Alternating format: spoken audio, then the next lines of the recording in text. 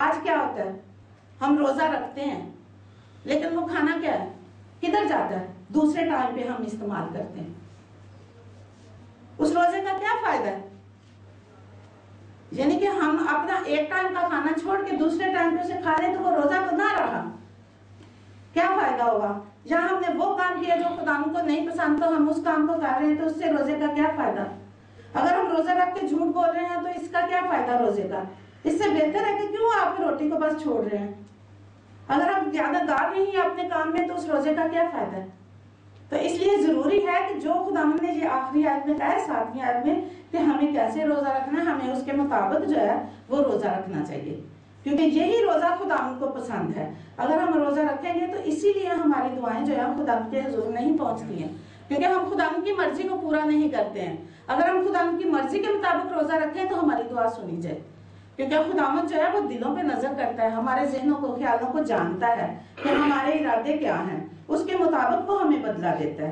तो इसलिए अजीजों हमें जरूरी है कि हम इस चीज को समझें।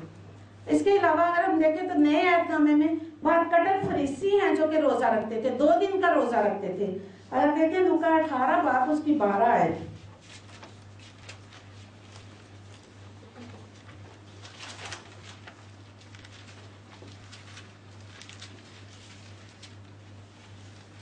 उसमें लिख रहा है मैं हफ्ता में 2 बार रोजा रखता और अपनी सारी आमदनी पर दया-यकी देता हूँ। यानी कि ये काफी नहीं है, अगर दया-यकी देते हैं तो ये हम खुदावंद पे एहसान नहीं करते हैं। खुदावंद ने हमें बहुत सी चीजें, बहुत सी नेमतें, बहुत सी बरकतें दे रखी हैं। अगर हम उनका हिसाब करें तो वो मेरा ख्याल है गिनती से बाहर है। अगर हम उन चीजों को सोचें तो अगर हम दया-यकी देते हैं तो इसमें कोई फर्क नहीं है, लेकिन अगर दया-यकी देते हैं तो उसको अच्छे तरीके से देना। आप जानते हैं कि दया-यकी का ये है कि अगर दया-यकी देते हो, अगर आपका दायां हाथ देता है तो आपके बाएं हाथ को नहीं पता होना चाहिए। तो ये जरूरी नहीं है कि जब हम दया-यकी दें तो जरूर है कि हम हर एक को बताएं कि हमने दया-यकी दी है। ये सिर्फ आपकी और खुदावंद के दरमियान में बात रहनी चाहिए, ताकि इसका बदला जो है वो खुदावंद ने आपको देना है, किसी इंसान ने नहीं देना आपको बदला। तो इसलिए अजीजों इस चीज को याद रखें कि जब दया-यकी दें तो खुदावंद के हुजूर में दुआ करें और खुदावंद को दें, ना कि किसी इंसान को। तो इसलिए इन चीजों के जरा ध्यान रखें इन दिनों में। इसके अलावा अगर देखें तो बाज जो थे खुदाप्रस्त यहूदी वो भी रोजा रखते हैं। अगर हम देखें हन्ना जो थी, लूका 2 बाब उसकी 37 आयत में देखें,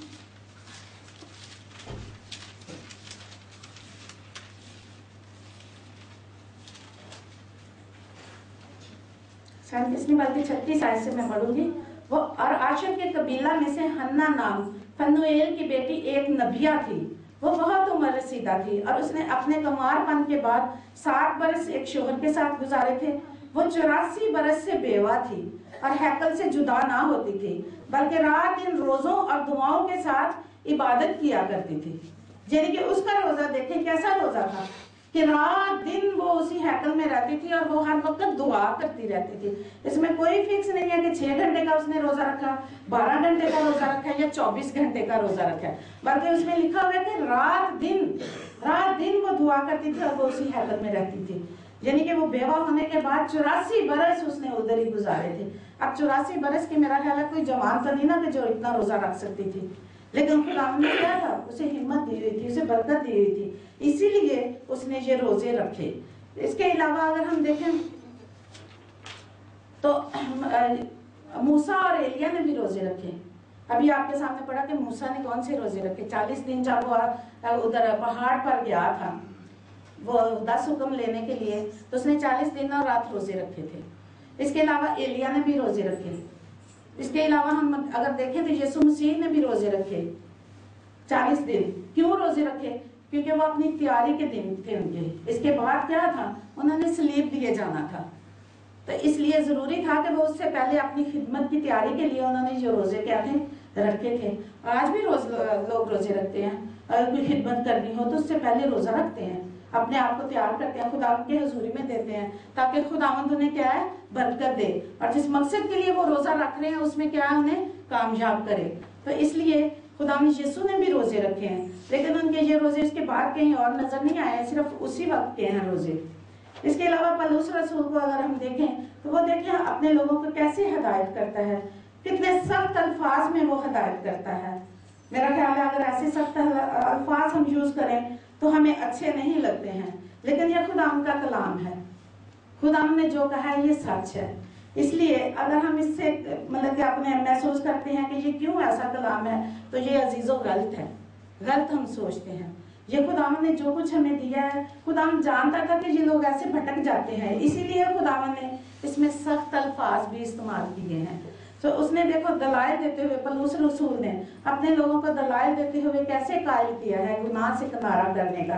कैसे उसने कहा है, उसने देखो साफ कह दिया है कि मतलब कि जैसे उसने इस बात में भी, ये अभी जो आपके सामने पढ़ा गया पहला कुरिन्थियों 6 बाब,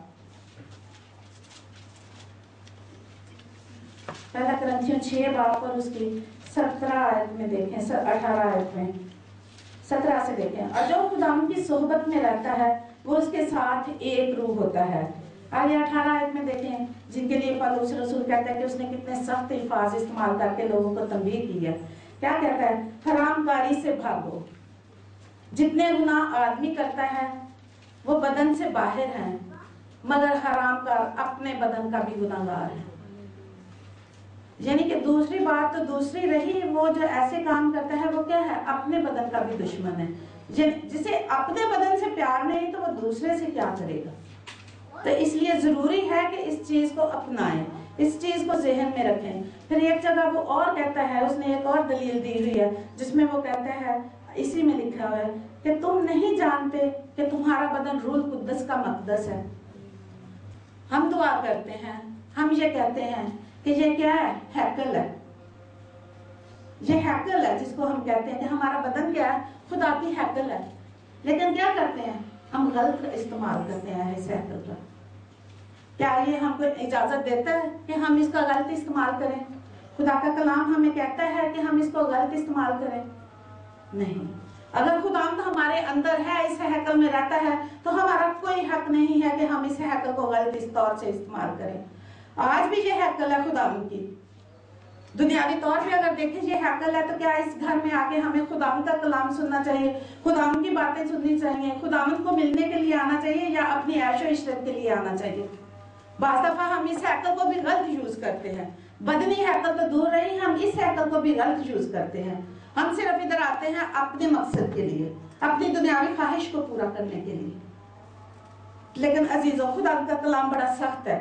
अगर हम इसको सोचें तो हमें ये बुरा लगता है, अगर हम इसको सुने तो हमें बुरा लगता है। हम ये नहीं कहते कि हमारा खुदावंद हमें कहता है, हम ये कहते हैं जिसने मैसेज दिया उसने ये गलत इस्तेमाल किए, हम उस पर थोप देते हैं कि उसने ये गलत इस्तेमाल किया। लेकिन अजीजों, हमें इस चीज को मद्देनजर रखना है और इस चीज को देखना है। अगर देखें तो हमारे खुदावंद ने मेरे और आपकी खातिर क्या किया, अपनी जान सलीब पर दे दी। राधेश, उसने अपने आप को क्या कुर्बान कर दिया। किस लिए कुर्बान किया? ताकि वो मुझे और आपको बचाए। उसके बचाने के बाद भी अगर हम वैसे के वैसे हैं तो क्या फायदा?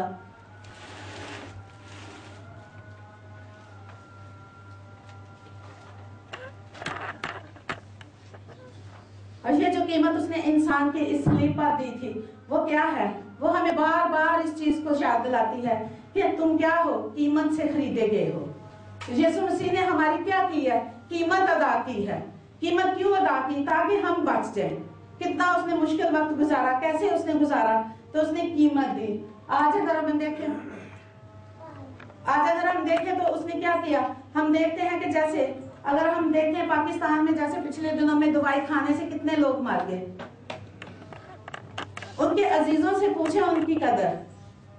गवर्नमेंट ने उन्हें 5-5 लाख देने के लिए कहा, लेकिन जब उनसे इंटरव्यू किया गया तो रिश्तेदारों ने कहा हम आपको 20 लाख देते हैं, हमारा अजीज जो हमसे चला गया वो हमें वापस कर दो।